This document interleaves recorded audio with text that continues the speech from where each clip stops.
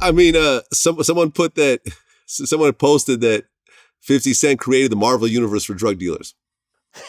I like that. That's almost true. If you think about it, that's almost true. Yeah. You know what I mean? Yep. But then, you know, I would have to say it was originally Jay-Z that did it, because Jay-Z was like, when you think about it, he was one of the first, like he was making music and he was still hustling between Marcy and Virginia. You know, I mean, those of us who grew up in the city knew, you know, and, you know, him and the whole crew, they was really about that life. You know, they would make music, but still they were, you know, they was in the streets hustling. So he would, if anybody's Clark Kent, Superman of the Marvel world, well, Superman's not from Marvel, but whatever, you know, he's Iron Man then, per se, we should say, you know? Right.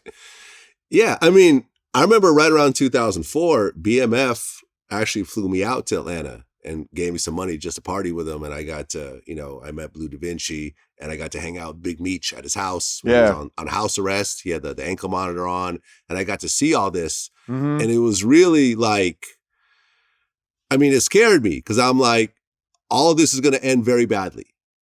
All of this, like all this flashiness. Oh yeah, they had billboards. The world is BMFs. Yeah, no, I remember all that. Parties. I mean, I partied with Meech in Manhattan many times, and it was just like he'd be like, "Yo, you want something to drink?" And I'd be like, "No, I don't drink." You know, I'm on the bike, just having conversation with him, and he was just super cool. You know, super cool. I love to see this story now because a lot of it I didn't know too much about them back then. You know what I mean? I just knew they was the baddest motherfuckers out, you know?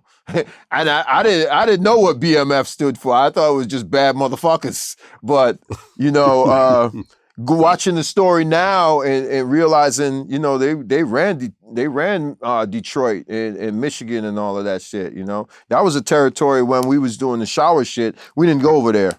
No, go over there. Leave them boy there alone. You hear me? Leave them boy alone. So, I mean, just running around, it was a whole different world back in the drug dealer days, man. You know what I mean? And it was just like every night some drug dealer got killed.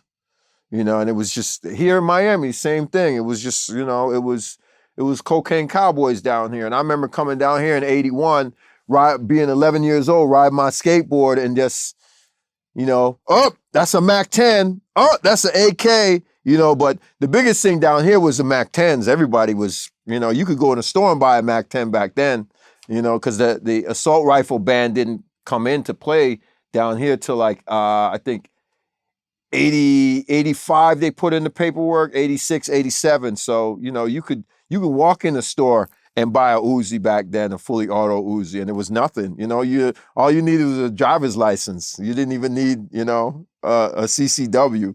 And it was like you go somewhere and you see Poppy behind the counter, and Poppy got his, you know, Poppy got his machine gun because shit just happened out here like that. It was a pop off, and I think a lot of dudes running around now probably wouldn't survive back then. You know, they probably would have never survived back then. Because your mouth would have got you in some shit that your ass couldn't get out.